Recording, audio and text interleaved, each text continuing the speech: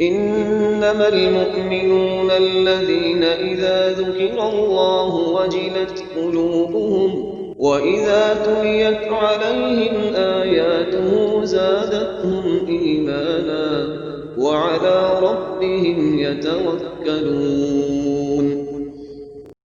مومن تو وہ ہیں کہ جب اللہ کا ذکر کیا جاتا ہے تو ان کے دل ڈر جاتے ہیں، اور جب انہیں اس کی آیتیں پڑھ کر سنائی جاتی ہیں تو ان کا ایمان اور بڑھ جاتا ہے،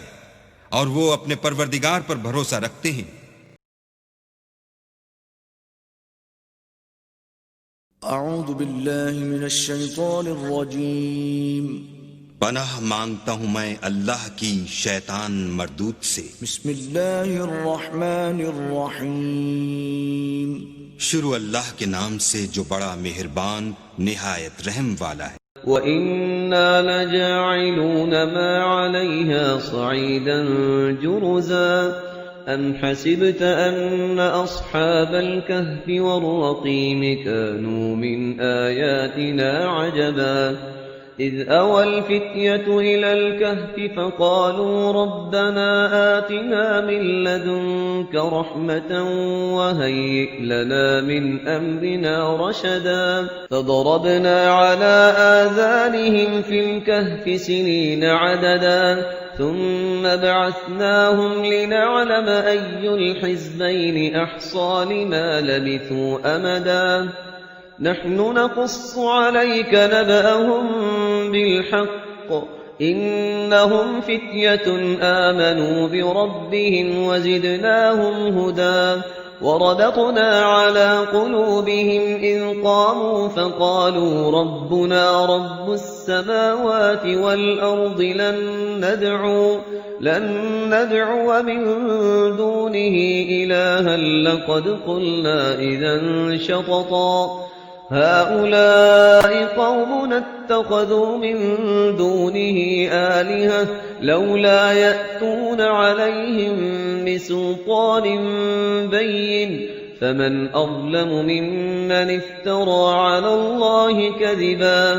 وَإِذِ اعْتَزَلْتُمُوهُمْ وَمَا يَعْبُدُونَ إِلَّا اللَّهَ فَأْوُوا إِلَى الْكَهْفِ يَنشُرْ لَكُمْ رَبُّكُمْ مِنْ رَحْمَتِهِ وَيُهَيِّئْ لَكُمْ مِنْ أَمْرِكُمْ مِرْفَقًا وَتَرَى الشَّمْسَ إِذَا طَلَعَتْ تَزَاوَرُ عَنْ كَهْفِهِمْ ذَاتَ الْيَمِينِ وَإِذَا غَرَبَتْ تَقْرِضُهُمْ ذَاتَ الشِّمَالِ وَهُمْ فِي فَجْوَةٍ منه ذلك من آيات الله من يهد الله فهو المهتد ومن يضلل فلن تجد له وليا مرشدا وتحسبهم أيقاظا وهم رقود ونقلبهم ذات اليمين وذات الشمال وكلبهم باسط ذراعيه بالوصيد لو اطلعت عليهم لوليت منهم فرارا ولملئت منهم رعبا۔ اعوذ باللہ من الشیطان الرجیم، بسم اللہ الرحمن الرحیم۔ انا لجاعلون ما علیہا صعیدا جرزا، اور یہ کہ جو کچھ بھی اس پر ہے ہم ایک وقت آئے گا کہ اس کو بنا کر رکھ دیں گے جیسے کہ میدان جس میں سے کہ فصل کاٹ لی گئی ہو۔ جب قیامت ہوگی کیا ہوگا یہاں پر اسی زمین کو؟ نہ یہاں پہ کوئی وہ پہاڑ رہ جائیں گے، کوٹ کوٹ کر چپٹی کر دی جائے گی، نہ یہ آپ کے پاس جو ہیں وہ اسکائی اسکریپرز رہ جائیں گے، نہ یہ اعلیٰ شان عمارتیں ہوں گی، کچھ نہیں ہوگا۔ یہ سب برابر ہوگا جیسے کہ کسی کھیت کے اندر سے فصل کاٹ دی جاتی ہے تو اب وہ پڑا ہوتا ہے ویران۔ وَإِنَّا لَجَاعِلُونَ مَا عَلَيْهَا صَعِيدًا جُرُزًا، ہم اسے کر کے چھوڑیں گے ایسا کھیت کہ جہاں پر چورا پڑا ہوا ہو، صرف بچا کھچا جو ہے وہ اس کا توڑی کا اور کچھ نہ ہو۔ ام حسبت ان اصحاب الکہف والرقیم کانوا من آیاتنا عجبا، اب یہاں سے اصحاب کہف کی بات شروع ہو رہی ہے، کیونکہ پوچھوایا تھا یہودیوں نے اصحاب کہف کون تھے۔ کیا تم سمجھتے ہو کہ اصحاب الکہف والرقیم، رقیم جو ہے ان کی تختی تھی ایک جس کے اوپر ان کے حالات لکھ کر، جو ان کے ایک جو کہف تھی ان کی غار جو تھی اس کے اوپر لگا دی گئی تھی، تو انہیں اصحاب الکہف بھی کہتے ہیں، اصحاب الرقیم بھی کہتے ہیں، یہ دونوں انہیں ایک ہی گروہ کے نام ہیں۔ کیا وہ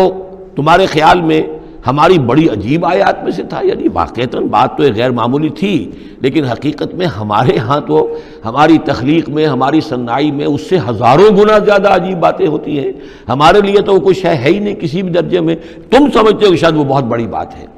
یہ سابق کہف کا جو قصہ ہے، اب میں سمجھتا ہوں کہ پورے وثوق کے ساتھ ہم کہہ سکتے ہیں کہ یہ قصہ کیا تھا۔ دیکھیے جب حضرت مسیح علیہ السلام آئے ہیں تو یہ پورا علاقہ جو ہے فلسطین کا، اور یہاں پہ جو آپ نے تبلیغ کی ہے، تو یہ اس وقت رومن امپائر کا ایک حصہ تھا۔ اگرچہ مقامی طور پر ایک لوکل بادشاہ جو تھا یہودی وہاں پر حکومت کر رہا تھا، لیکن وہ پپٹ تھا، اصل میں تو حکومت جو تھی رومیوں کی، جو رومی تھے بت پرست۔ اور اس کے بعد چونکہ انہوں نے بغاوت کی، حضرت مسیح تو اٹھا لیے گئے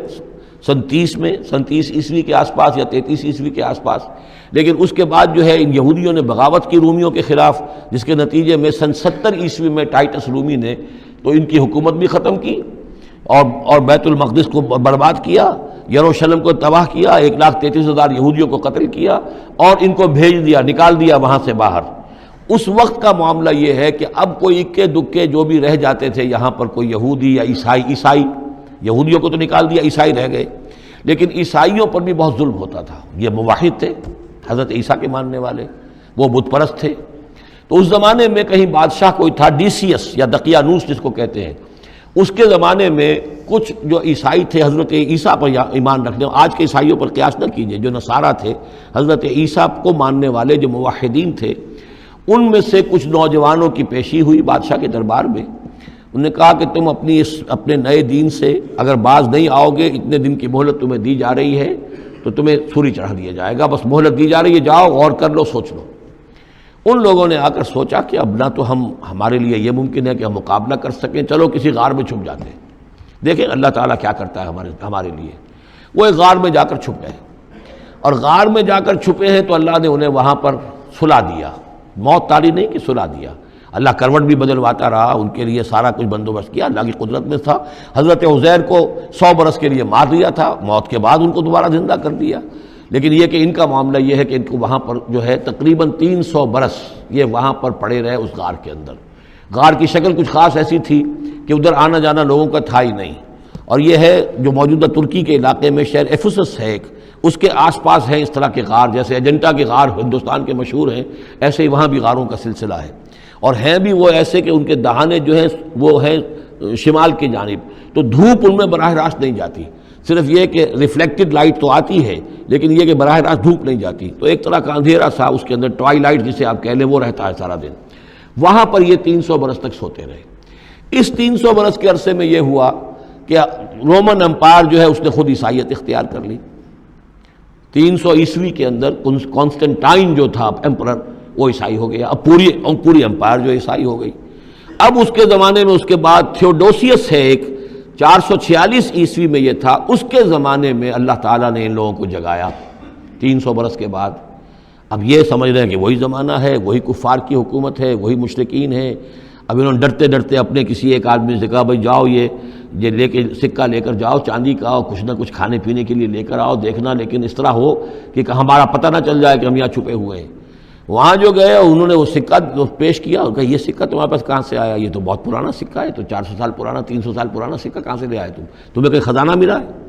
بہرحال اس حوالے سے اب وہ جو ہے وہ پکڑے گئے، ان کی حالت جو ہے وہ جو بات سامنے آ گئی۔ لیکن جب بات سامنے آ گئی تو اب ان کا تو بہت یعنی وہ عزت کی گئی، اس لیے کہ اب تو جو ان کا مذہب تھا در حقیقت پوری مملکت کا مذہب وہی ہو چکا تھا، تو صورتحال تو تبدیل ہو چکی ہے۔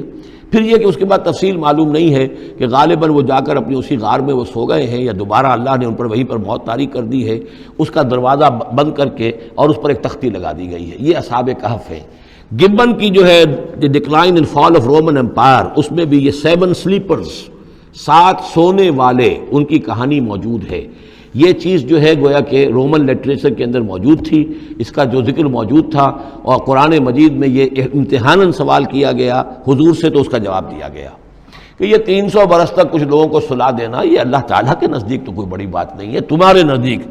ام حسبت ان اصحاب الکہف والرقیم کانوا من آیاتنا عجبا اذ ابى الفتیۃ الی الکہف، جب کہ وہ نوجوان آئے اپنے اس غار میں، فقالوا، اور انہوں نے کہا ربنا آتنا من لدنک رحمتا، پروردگار اب خاص اپنے خزانہ فضل سے ہمارے لیے رحمت کا بندوبست فرما، وہیئ لنا من امرنا رشدا، اور ہمارے لیے ہمارے معاملے کے اندر جو ہے وہ کوئی عافیت کا بندوبست فرما۔ فضربنا علی آذانہم، تو ہم نے تھپکی دے دی ان کے کانوں پر، فی الکہف سنین عددا، اسی وہ غار کے اندر جو ہے وہ سوتے رہے کئی سال۔ ابھی یہاں اس بات کو نہیں چھیڑا کتنے سال، سنین عددا، متعدد سال وہ سوتے رہے۔ ثم بعثناہم، پھر ہم نے انہیں اٹھایا، لنعلم ای الحزبین احصیٰ لما لبثوا امدا، تاکہ ہم دیکھیں کہ دو گروہوں میں سے کس کو صحیح معلوم ہے کہ کتنے عرصے وہ وہاں رہے تھے۔ اس کا ذکر آگے آ جائے گا، دو گروہوں سے مراد کیا ہے۔ نحن نقص علیک نبأہم بالحق، اے نبی ہم آپ کو ان کا یہ قصہ سنا رہے ہیں، بیان کر رہے ہیں ان کے حالات حق کے ساتھ، صحیح بلا کم و کاسٹ۔ انہم فتیۃ آمنوا بربہم، وہ چند نوجوان تھے جو ایمان لائے اپنے رب پر، توحید کے ساتھ ایمان لانے والے، وزدناہم ہدی، اور ہم نے ان کی ہدایت میں اور اضافہ فرمایا،